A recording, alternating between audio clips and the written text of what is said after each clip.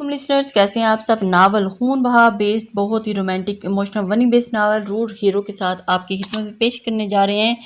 जिसे चलते हैं लास्ट एपिसोड की जानिब। क्योंकि मेरी किस्मत में सब्र करना लिखा गया था। अगर मेरा बस होता तो मैं आपको आज से 9 साल पहले ही पा चुका होता, जब हशमत खान मेहरू के बाबा ने मेरे मुंह पर तमाचा मारा था, ये कहकर कि मैं उसकी इकलौती बेटी के काबिल नहीं। वो गरेबान पर मौजूद मेहरू के हाथ थामता मज़ब्बत से बोला। शम्स के इस इंकिशाफ पर मेहरू के हाथ उसके गरेबान में फिसलते हुए आ गिरे। ये क्या कहा था शम्स ने? बाबा ने। वो बेयकीनी थी। शम्स ने मेहरू की खून नुचड़ती शक्ल देखी और उसे लगा कि वो अभी ज़मीन बोस हो जाए। उसने मेहरू को सहारा दिया और उसके साकत वजूद को अपने साथ लगाए बेड तक आया। मेहरू को बेड पर बिठाकर शम्स ने पास बड़े जग पर पानी का गिलास भरा और उसकी तरफ बढ़ाया। मेहरू ने सवालिया नजरें उठाई, यूं जैसे पूछ रही हो कि उस गिलास का क्या करूं। शम्स ने उसकी हालत देखते हुए खुद ही गिलास उसके होंठों से लगाया। मेहरू ने चंद घोंट पीते ही शम्स का हाथ पीछे किया। आप आराम करें, फिर बात होगी। वो कहकर पलटा ही था कि उसका हाथ मेहरू के गिरफ्त में आ चुका था। शम्स ने मुड़ उसका देखा। अभी अभी बताएं मुझे सब। उसके लब फड़फड़ाए थे। आपकी तबीयत? मैं ठीक हूँ, मेहरू ने कहकर शम्स का हाथ छोड़ दिया। शम्स सर हिलाकर कुछ फासले पर पड़ी चेयर घसीट लाया। वो दोनों उस वक्त आमने सामने थे। मेहरू बेड पर पांव लटकाकर बैठी थी, जबकि शम्स उसके सामने चेयर पर बैठा था। यूनिवर्सिटी मुकम्मल होने के बाद मुझे कुछ सी जॉब की तलाश करनी नहीं थी। चूंकि मैं अकलौता बेटा था, लिहाजा बाबा का जो भी था वो मेरा ही था और मुझे उनका एक्सपोर्ट का बिजनेस संभालना था। उसके अलावा ज़मीनें भी थीं जिनकी देखभाल के लिए मज़ारे मौजूद थे, मगर उनके लुक आफ्टर के लिए मुझे ही करना था। लिहाजा मैंने MBA मुकम्मल करने के बाद चंद माह बिजनेस में एडजस्ट कर लिया था। इन्हीं दिनों अम्मा को मेरे सर पर सेहरा सजाना था ख्याल आया और वो सेहरा मेरी पसंद की मर्जी से ही सजाना चाहती थी। चूँकि मेरी पसंद और मेरी रजामंदी ही से ही तो ज़ुबैर खान से इजाज़त लेकर अम्मा और बाबा को लाल हवेली भेजा था अपना प्रपोजल देकर। वो सांस लेकर फिर से बोलना शुरू हुआ। हशमत खान ने उन दिनों पर नए नए इलेक्शन जीतने का सवाल था, इसलिए उन्होंने ये कहकर इनकार कर दिया कि वो अपनी बेटी को किसी ऊंचे लोगों में ब्याहेंगे जो उसके काबिल हो, और हशमत खान के शियाने शान भी, जिस पर वो अपने हल्के के चंद लोगों से बैठकर फख्र महसूस कर सकें। हशमत खान के इन अल्फाज ने इनकार पर मुझे बहुत गुस्सा आया। उस दिन मेरे बाप को उनके मुंह पर छोटे लोगों का ताना दिया था और उनके सामने दौलत के म्यार कोई छोटा बड़ा नहीं होता। फिर वो गलत है। क्या नहीं था कि हमारे पास ज़मीनें, हवेली, गाड़ियाँ, फैक्ट्री, ऐसा क्या होना चाहिए था जो हमें ऊंचा बनाता। शम्स इस्तहज़ाइया से इस बात का जवाब लेने के बाद हशमत खान के पास जाना था, मगर बाबा ने मुझे ऐसा करने से रोक दिया। उनका कहना था कि पहली बार इंसान इज्जत से मांगता है और अगर मिल जाए तो फ़ख्र से वसूल करता है, मगर दूसरी बार मांगने पर मिलने वाली चीज़ पर फ़ख्र नहीं किया जाता, बल्कि वो भीख मिलने के मुतरादिफ होती है। और हम इतने गिरे पड़े नहीं हैं कि किसी की भीख वसूल करें। बाबा की बात मेरे दिल को लगी थी और मैंने आपकी मोहब्बत की थी और अपनी इज़्ज़त और मोहब्बत की हद झुक तो सकता था, मगर झुक कर इज़्ज़त और मोहब्बत नहीं मांगना चाहता था, क्योंकि मैं आपको पूरे फ़ख्र और अपनी ज़िंदगी में शामिल करने का ख्वाहिशमंद था। इसलिए खामोश हो गया।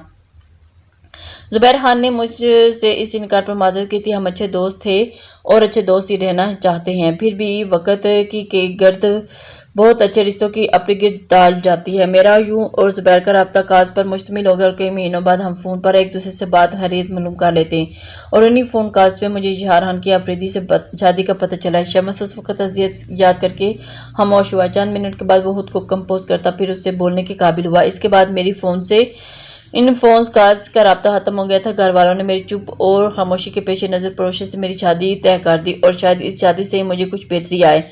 बेहतरी तो आ चुकी थी, पर मुझ में ही पड़ोसी की बदौलत या फिर वक़्त की बदौलत बहुत कुछ ठीक ना होकर भी सब कुछ ठीक हो चुका था। उस दिन भी हरन की शिकार पर ही गया था जब मेरी बंदूक से निकलने वाली गोली इजहार खान की जान में जा लगी।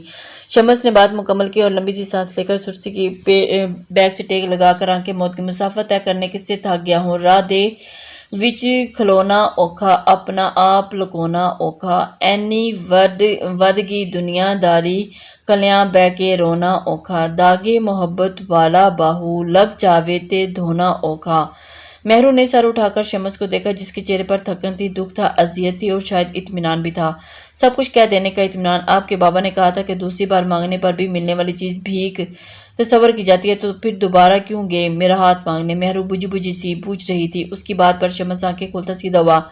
मैं नहीं जानता। वो मुझसे पूछे बिना ही ज़ुबैर खान के पास वो नजरें चुराकर बोला। आप नहीं जानते, मगर मैं जानती हूँ, वो इत्मीनान से बोली। शम्स ने हैरानगी से देखा। मेहरू उसे देख रही थी। दूसरी बार आपके बाबा नहीं गए थे, बल्कि मेरे लाला आए थे उनके पास। मेहरू ने आहिस्तगी से इंकिशाफ किया। आप آپ سے کس نے کہا؟ شمس اٹک کر بولا، میں چند دن پہلے آپ سے خفا ہو کر لال حویلی گئی تھی۔ شمس نے لفظ خفا پر بہت حیرت سے اظہار کیا۔ آپ نہیں جانتے تھے کہ میں آپ سے خفا ہوں، پر میں آپ سے خفا ہو کر گئی تھی۔ اس روز صفائی کے دوران آپ کی اسٹڈی سے مجھے یہ باکس ملا تھا۔ مہرو نے ٹیبل پر پڑے باکس کی طرف اشارہ کیا۔ اس میں نکلے کارڈ پر مہر کا نام پڑھ کر ٹھٹکی تھی اور اس میں موجود ساری محملی ڈبیوں میں فائلیں دیکھ کر مجھے شک ہوا کہ یہ مہر میں ہی ہوں اور میں آپ سے پوچھ کر اپنا شک دور کر سکتی تھی، مگر اس وقت مجھے آپ پر بہت غصہ تھا، اس لیے آپ سے خفا ہو کر لال حویلی چلی گئی۔ وہیں میں نے زبیر لالا اور اماں کی باتیں سن لی تھی۔ مہرو بات کرتے ہوئے انگلی اپنی ہتھیلی پر مختلف لائنیں کھینچ رہی تھی۔ اماں میرے آپ کے ساتھ خوش ہونے کے خدشہ تھا اور ان کے حادثے کو آپ جواب میں لالا نے کہا کہ مجھے شمس پر پورا یقین ہے کہ وہ مہرو کو خوش رکھے گا، اسی لیے تو میں اس کے بابا دلاور خان کے پاس گیا تھا۔ تب نہ سے تو اب شمس اور مہرو کی شادی ہو سکتی ہے۔ ان کا سر بلند تھا اور اپنی بیگم کے ساتھ میرے کہنے پر شمس کا رشتہ لے کر آئے تھے۔ یہ بات سن کر میں الٹے قدموں واپس پلٹ آئی، اپنے کمرے میں نہیں بلکہ واپس یہاں آپ کی حویلی میں، کیونکہ میں لالا سے خفا تھی کہ انہوں نے مجھے جان بوجھ کر سمجھ کر پھینکنے کی بات کی تھی، مگر یہ بوجھ میں نہیں جانتی تھی کہ انہوں نے خود ایسا کیوں کیا۔ مگر اب شمس نے اسے بات جاری رکھنے پر اکسایا کچھ نہیں، اس نے نفی میں سر ہلایا۔ آپ کو برا لگا یہ سب سن کر کہ آپ سے پتہ نہیں یہ شمس کی بات مکمل ہونے سے پہلے ہی کاٹ کر کھڑی ہوگی؟ کیا ہوا؟ سامنے سے ہٹے۔ مہرو آپ اب بھی خفا ہیں مجھ سے؟ کیا نہیں ہونا چاہیے؟ الٹا سوال پر اب کیوں؟ میں آپ کو ساری بات بتا چکا ہوں۔ میں ساری بات سن کر خفا ہوئی ہوں۔ وہ نتنوں کو پھیلا کر ہبکی سے بولی۔ شمس اس کے پھولے نتنے دے کر مسکرا دیا۔ کیا ہوا؟ مہرو نے حیرت سے اس کی مسکراہٹ دیکھی۔ میں آپ سے بہت محبت کرتا ہوں مہر۔ شمس نے مسکراہٹ دبا کر محبت کا اظہار کیا۔ سامنے سے ہٹیں آپ۔ وہ شمس کی نظروں سے کنفیوز ہوئی۔ میری محبت کا جواب اس طرح دیں گی کیا؟ وہ حیران تھا مہرو کے چہرے پر نو لفٹ کے تاثرات دیکھ کر۔ میں آپ سے محبت نہیں کرتی، وہ آہستگی سے بولی۔ تو مجھے اجازت دیں کرنے کی، میں آپ کو بھی سکھا دوں گا۔ مہرو نے ناراضگی سے اسے دیکھا، پر چہرے پر ہلکی سی مسکراہٹ سجائی۔ آنکھوں میں شرارت اور محبت لیے وہ اسی کو ہی دیکھ رہا تھا۔ مہرو نظریں جھکا کر نیچے دیکھنے لگی۔ مہرو کیا ہم گزری باتوں کو بھلا کر اپنی نئی زندگی کی شروعات نہیں کر سکتے؟ وہ مہرو کی بجائے مہر کہہ کر بات کر رہا تھا۔ کیا آپ مجھے معاف نہیں کیا اب تک کر چکی ہوں؟ پھر بھی یہ دوری کیوں؟ بس ابھی مجھے کچھ وقت چاہیے۔ آپ کی وجہ سے یہ سب کچھ ہو رہا ہے۔ میری وجہ سے؟ وہ حیران ہوا۔ اب میں نے ایسا کیا کر دیا؟ مہرو نے سر ہلایا۔ وہ کیسے اور کس طرح سے؟ میری وجہ سے ایسا سب کیا ہوا؟ اگر آپ پہلے بتا دیتے تو آپ مجھ سے محبت کرتے ہیں تو۔ مہرو نے زبان دانتوں میں تلے دبا کر ہبکی سے شمس کو دیکھا۔ مجھے تم سے شکایت ہے، تم نے زندگی بھر مجھ کو خسارے میں بے خبر ہی رکھا، خبر یہ بھی نہ ہونے دی کہ تمہیں مجھ سے محبت ہے۔ مجھے تم سے شکایت ہے۔ اس کی ہپا نظریں شمس سے شکایت کر رہی تھی۔ میں آپ سے کیا کرتا ہوں؟ شمس اس کی بات پر ملحوظ ہو کر پوچھا۔ پلیز مجھے جانے دے شمس، وہ منمنائی اور شرم کے مارے نظریں چکا گئی۔ پھر سے کہو نا۔ کیا؟ وہ ایک دم سے ہڑبڑا گئی۔ شمس بے ساختہ اس نے شمس کہہ ڈالا۔ شمس اپنا نام تمہارا نام سن کر بہت اچھا لگا۔ بہت سال پہلے یہ خواہش تھی کہ تم میری ہو کر اس طرح پکارو۔ شمس ایک دم فاصلے مٹاتا آپ سے تم پر آ چکا تھا۔ مہرو نے شرما کر پاس سے نکلنا چاہا، مگر شمس نے بازو پھیلا کر راستہ روک لیا۔ کہا ہے آپ کو محبت؟ وہ محبت سے بولا۔ تو میں کیا کروں؟ شمس اس کی طرف دیکھ کر حیران ہوا۔ محبت اور کچھ نہیں، بس محبت سے محبت کا ہی جواب دو۔ شمس کے جواب پر نظروں پر گھبرا کر مہرو اسے پیچھے دھکیلتی دروازے کی طرف بھاگی تھی۔ مہر رکو، میری بات تو سنو، شمس پکارتا اس کے پیچھے ہی باہر آیا۔ مہرو اس کے باہر نکلنے پر دل ہاتھ پر رکھتی قریبی پلر کی اوٹ ہوگی۔ شمس نے باہر نکل کر ادھر ادھر نگاہ دوڑائی۔ اتنی جلدی کہاں غائب ہوگی؟ وہ کھڑا سوچ رہا تھا جب چند گز کے فاصلے پر بنے پلر کی اوٹ چوڑیوں کی کھنک سنائی دی۔ وہ مسکراہٹ دباتا اس کی جانب بڑھا۔ مجھ سے بچ کر کہاں جائیں گی اب؟ کہیں بھی نہیں، مہرو کھلکھلا کر کہتی اس کے ہاتھ چھٹک کر سیڑھیوں کی جانب بھاگی تھی۔ میں اب بالکل بھی نہیں چھوڑنے والا۔ شمس نے منہ پر ہاتھ پھیر کر دھمکی دی اور پھر سے اس کی قید سے رفو چکر ہو چکی تھی۔ تو کون کہہ رہا ہے چھوڑنے کو؟ وہ کھلکھلاتی سیڑھیوں سے اتر گئی۔ مہرو کے چہرے پر ان گنت دھنک رنگ بکھرے تھے۔ خود کو چاہے جانے کی خوشی کیا ہوتی ہے؟ کوئی مہرو سے پوچھتا جو اس وقت ہنستی مسکراتی آنچل لہراتی سیڑھیاں پھلانگ رہی تھی۔ خود کو چاہے جانے کا احساس انسان کو مغرور بنا دیتا ہے۔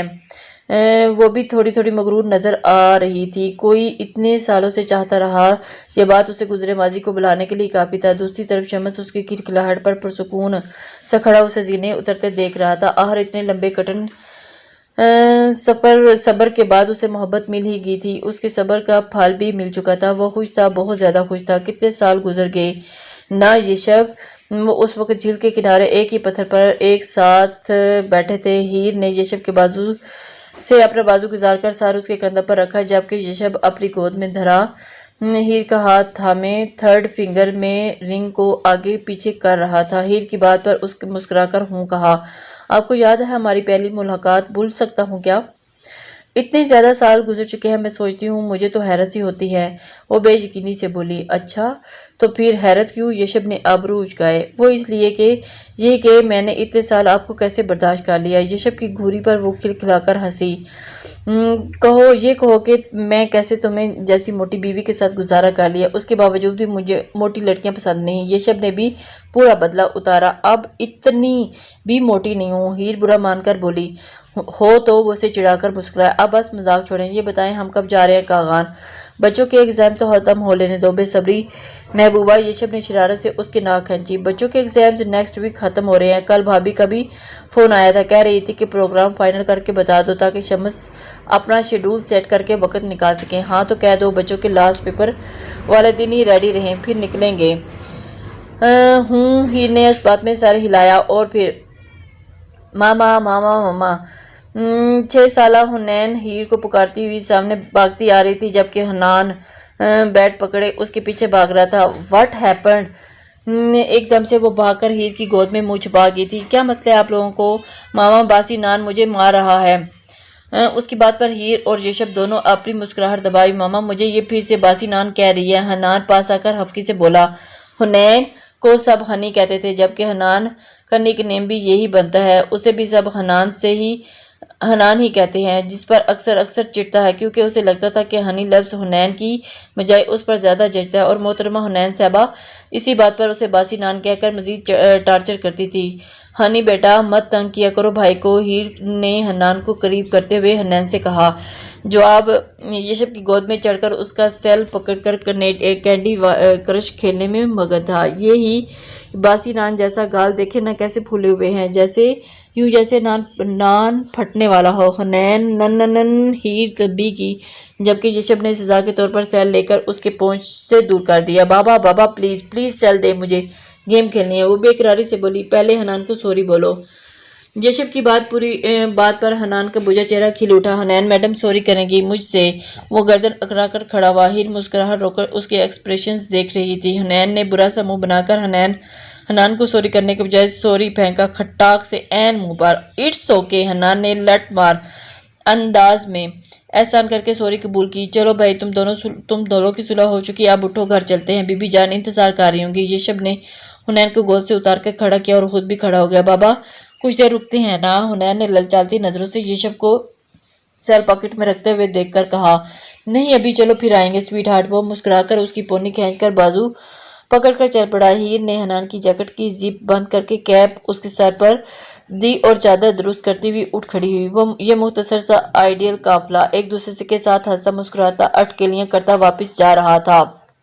یہ آفریدی حویلی کے حال کا منظر ہے، جہاں انہوں نے بابا اور دلاور خان نکل کر مردانے کی طرف گئے تھے، جہاں قبیلے سے آئے کچھ مرد مہمان ان کا انتظار کر رہے تھے، اور حال کے موجود اندر تخت پر بی بی جان اور خدیجہ بیگم بیٹھی آہستہ آواز میں گھٹنوں اور جوڑوں کے درد کا تبادلہ خیال کر رہی تھی، جبکہ ان کے فاصلے پر کارپیٹ پر چوکڑی مارے 14 سالہ حدید، 7 سالہ حمزہ اور 6 سالہ حنان بیٹھے مسٹر بین دیکھ رہے تھے۔ تھوڑی دیر کے بعد مسٹر بین کی حرکتوں پر ہنستے ہوئے ایک دوسرے کے ہاتھ پر ہاتھ مار کر ملحوظ بھی ہو رہے تھے۔ اگر اب ان کے آگے تھوڑا آگے جانب تو 6 سالہ حنین اور 9 سالہ دعا بھی بیٹھے ٹیچر کھیل رہی تھی۔ حنین ٹیچر بنی ہوئی تھی اور دعا اس سے بڑی ہو کر اسٹوڈنٹ ہی تھی۔ حدید کا حنین کا پٹاخہ کہنا کچھ غلط بھی نہ تھا، وہ واقعی اس خاندان میں ایک ہی پٹاخہ ہی تھی۔ حالانکہ حنین اور حنان دونوں ہی ٹوئنز تھے، مگر دونوں ایک دوسرے کے الٹ تھے۔ حنین جتنی کلیور اور منہ پھٹ تھی، حنان اتنا ہی سیدھا اور شریف تھا، مگر حنین سے پورا टक्कर लेता था। शरीफ होकर भी अब तो ये होगी बच्चों की कहानी। अब आगे बढ़ते हैं बच्चों की अम्माओं और अब्बाओं की तरफ। बीबी जान हुदैजा जिस तख्त पर बैठी थी, इस तख्त के बिल्कुल सामने सोफे पर यशब और शमस लाल लैपटॉप और फाइल्स खोले बिजनेस के मामलात डिस्कस कर रहे थे। यशब ने हीर के कहने पर इलेक्शन से ड्रॉप आउट कर दिया था। फिर कुछ अरसे के बाद बाबा जान के कहने पर शमस के साथ मिलकर लेदर का बिजनेस शुरू कर दिया था। अब वो दोनों शाफी इंडस्ट्रीज के कॉन्ट्रैक्ट को डिस्कस कर रहे थे। शायद इनके करीब सिंगल सोफे पर एक बार महर बैठी थी, टांगे ऊपर किए, गोद में एल्बम के हालिया का गान ट्रिप पर ली गई तस्वीरें देख रही थी। साथ साथ पास पड़े बाउल में पॉपकॉर्न उठाकर मुंह में डालती, मामा ये ले जाओ। हमजा, शमस और मेहरू का बेटा। पॉपकॉर्न बाउल की तरफ इशारा किया। हाँ मेरी जान ले जाओ। मेहरू मुस्कुराकर बोली। हमजा बाउल उठाकर वापस हदीद और हनान की तरफ भाग गया। मेहरू मुस्कुराकर एक नज़र बच्चों पर डालती, फिर एल्बम पर उलट पलट करती गौर से तस्वीरें देखने लगी। हीर ने हाल के दाखिली दरवाजे में खड़े होकर ये मंजर अपनी नज़रें मुस्कुराते नज़रों से देखा। वक्त कैसा कितना कुछ बदल गया था। हीर और यशब दो अदर ट्विंस बच्चों के माँ बाप बन चुके थे। हदीद और दुआ के बाद शमस और मेहरू को अल्लाह ने हमद से नवाजा था। हमजा से बड़े बुजुर्ग इन सब के सरों पर सलामत थे, और जो कि अल्लाह ताला का एक बहुत बड़ा एहसान था। पर इन सब से बढ़कर यशब और शमस की सुलह और दोस्ती थी। हीर ने मुस्कुराते हुए यशब की तरफ देखा, जो शमस की बात सुनता और कान पकड़ते हुए कहा था शायद शमस से किसी बात पर खरी खरी सुना रहा था। इसे बीबी जान की कई बरसों पुरानी बात याद आ गई। वक्त कैसे सब कुछ ठीक हो जाएगा। हीर और उनकी बातों के जवाब में हीर ने कहा था, ना अब तक कुछ ठीक हुआ है, ना कभी ठीक होगा बीबी जान। मगर वो गलत थी। वक्त ने वाकई सब कुछ ठीक कर दिया था। उसने एक लंबी सुकून सांस लेकर रब कायनात की बाबरकत ज़ात का ढेरों ढेरों शुक्र अदा किया और हल्की फुल्की हवा होकर चाय की ट्रे लिए आगे बढ़ी, और जहां उसके अपने हाथों की बनी चाय का इंतजार कर रहे थे। हीर की बनी चाय अब चाय कहा जा सकता, क्योंकि वो वाकई चाय बनाती थी, ना कि जो छंदा वफा की कैद खानों में। सजाएं कब बदलती हैं, बदलता दिल का मौसम है, हवाएं कब बदलती हैं, मेरी सारी दुआएं तुमसे ही मंसूब है हमदम। मोहब्बत अगर सच्ची है, दुआएं कब बदलती हैं, कोई पाकर निभाता है, कोई खोकर निभाता है। नए अंदाज होते हैं, नए सिलसिले होते हैं, वफाएं कब बदलती हैं, वफाएं कब बदलती हैं। ज़रूरी नहीं कि हर वनी होकर आने वाली हीर के साथ ऐसा ही हो, यशब आफरीदी जैसा चाहने वाला शरीक हयात मिले, सफ़र मिले, या फिर हर विवाह को होने वाला मेहरू के साथ जिसके अपनों ने वो खुशियाँ लुटाई जिन पर उसका हक था। हमारे यहाँ अक्सर बहन बेटियाँ अपने बाप भाइयों की खातर खून बहा देकर ही ऐसे अफाल में बनी कर दी जाती हैं, या फिर उन्हें बेजुबान जानवर समझकर जो सलूक किया जाता है वो किसी गुनाह से कम नहीं। गालम गलोच, मारपीट, हत्या के अक्सर औकात जिस्म के किसी हिस्से को काटकर उनको सजा और अजियत दी जाती है जो इस सारे किस्से में बेकसूर होती हैं, और बेवा औरत को बेवगी की चादर उड़ाकर साइड पर कर दिया जाता है और उसका खुशियों पर कोई हक नहीं। या फिर अगर वो शादी कर लेती है और उस तहकीर आमेज जुमलात फेंके जाते हैं। क्या एक मर्द को जन्म देने वाली औरत के साथ ये सलूक जेब देता है? क्या एक औरत इतनी अर्जा है कि इन जालमाना जाहिलाना रसूमात की बलि चढ़ा दिया जाए? क्या वो इंसान नहीं, क्या वह पत्थर की बनी मूरत जो जज्बात और एहसासात से मबरा हो? क्या वो इसलिए पैदा की गई है कि उसे अपने लिए जहन्नम दिए मर्द की महकूम बन जाए? नहीं, औरत महकूम नहीं, ना ही इतनी अर्जा के चंद लोगों की हजूम बनी पंचायत और जगहों में बनाकर किसी भी हवाले कर दी जाए। औरत तो अजमत है, इज्जत है, माँ है, बहन है, बेटी है, और सबसे बढ़कर बीवी है। इतने खूबसूरत रिश्ते बनते हैं इस औरत के साथ कि अपने सगों की इज्जत और शान शौकत की हालत ऐसी फसूदा और जालमाना रसूमात पर कुर्बान कर दी जाती हैं। क्यों क्यों क्यों होता है ऐसा, और कब तक होता रहेगा? सोचिएगा ज़रूर। और जब हवस घायल करे मुझको नज़र के तीर से, इस घड़ी करती शिकवा कातिबे तकदीर से, हाय मुझ औरत की किस्मत क्या बताऊं क्या कहूं, काटता है मेरी शेरग बाप भी शमशीर से, गैर चुन देते हैं मुझको जीते जी दीवार से, अपनी गैरत में जगड़ते हैं मुझे जंजीर से, सारे रिश्ते मुझको इबरतनाक देते हैं सजा, मांगता है माल और ज़र شوہر بھی مجھے دلگیر سے، اور جب تیزاب سے جلسا دیا جائے مجھے، ہر کسی کو خوف کھاتا ہے میری تصویر سے۔ عمر بھر خدمت کروں پھر بھی ہو جاتی ہوں میں گھر سے باہر 3 لفظوں کی فقط تحریر سے۔